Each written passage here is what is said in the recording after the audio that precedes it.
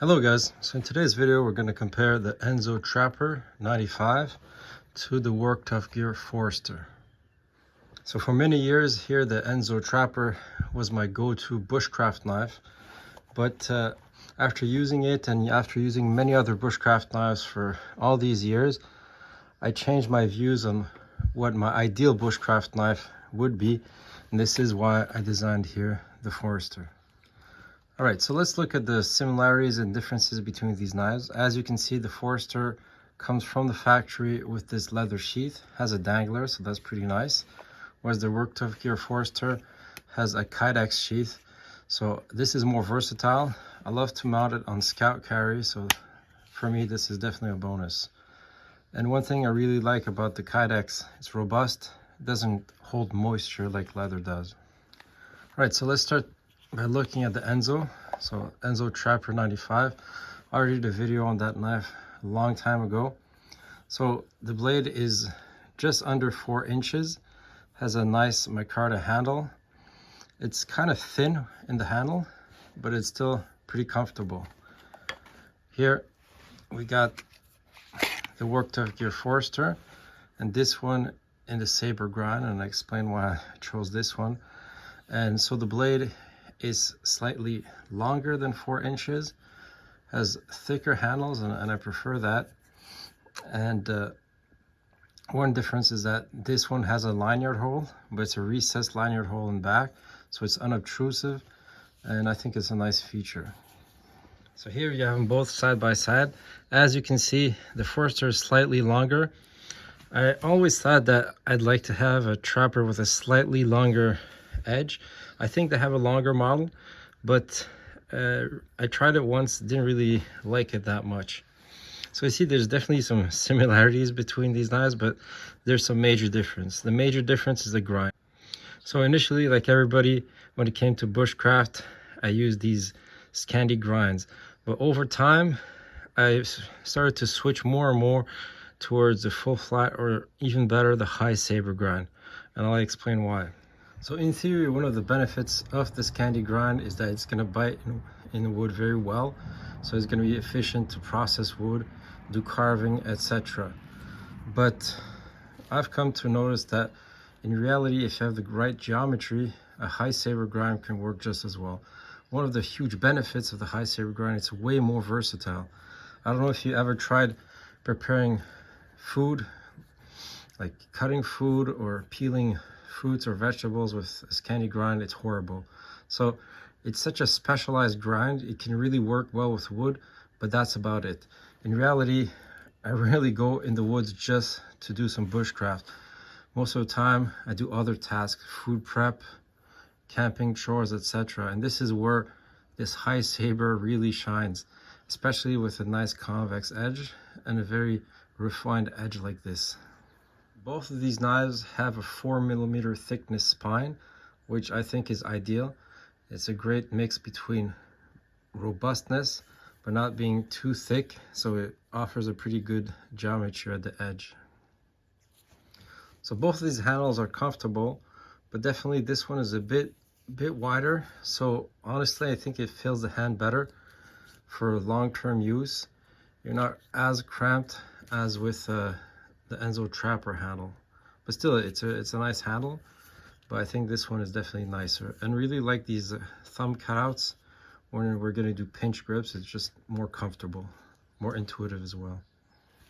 All right, so let's do some tasks, some bushcraft tasks. Let's start with some feather sticking here.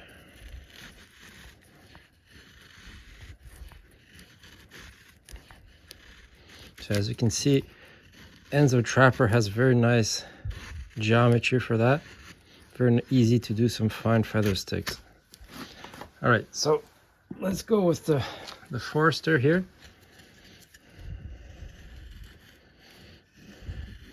As you can see, with the convex secondary edge,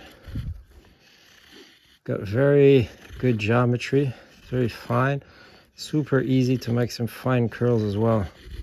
So, you know, they say Scandi is better for feather sticking. Honestly, not in my experience. All right, so let's carve some notches here. So this is where probably the Scandi shines. As you can see, it's effortless to really bite deep in the wood. So that's nice. So what about the Forester? Let's give it a shot. Honestly, just as easy.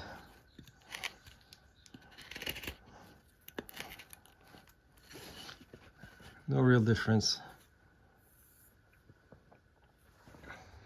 So because they have a pretty robust 4mm thick spine, both of these knives are capable to baton even pretty big pieces of wood. So let's start with a Forester here.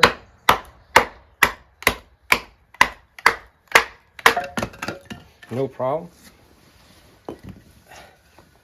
Just take one of those pieces, baton with the Enzo Trapper.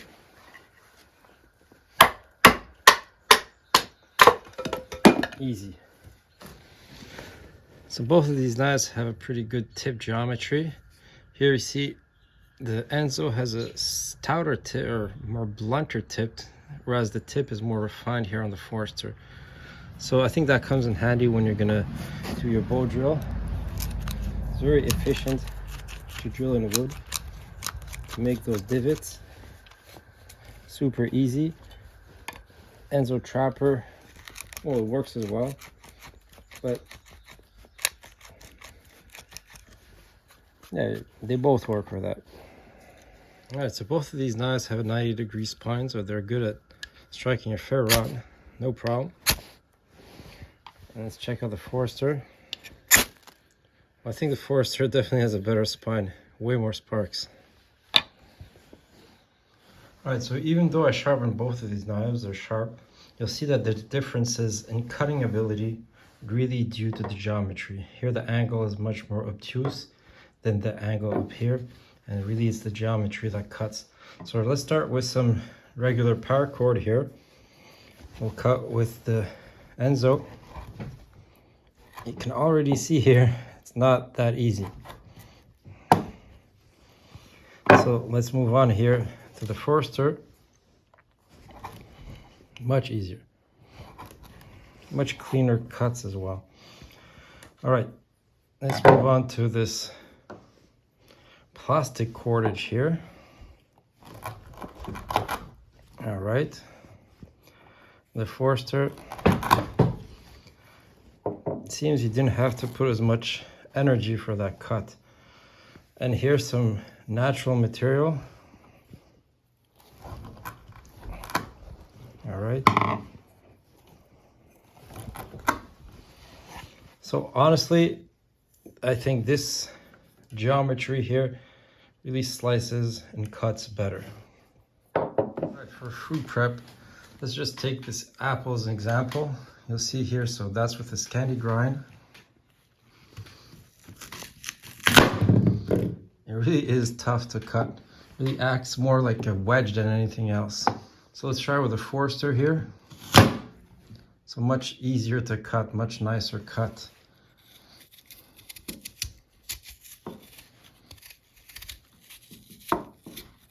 So if you want to peel your apple, you can actually do it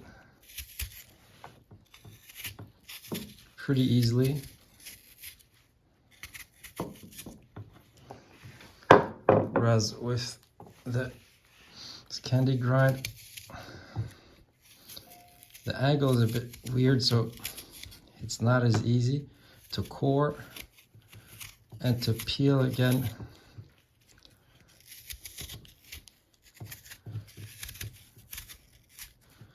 You're gonna make some much thicker peels, that's for sure, and definitely not as easy.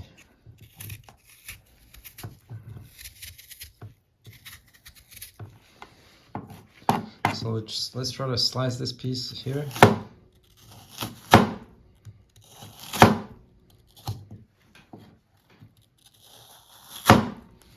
It really acts like a wedge again, whereas here with the Forester, you just hear it from the noise. It's way less noise than and way less strength needs to be used to make the same cuts. So in conclusion, what can we say? So both these knives retail for about the same price, around $140, $145. The benefits of the Forester is, in my opinion, you get a better sheath, Kydex sheath, that's much more multifunctional compared to this leather sheath. On top of that, you get a longer blade, and I think it makes a difference when you're batoning.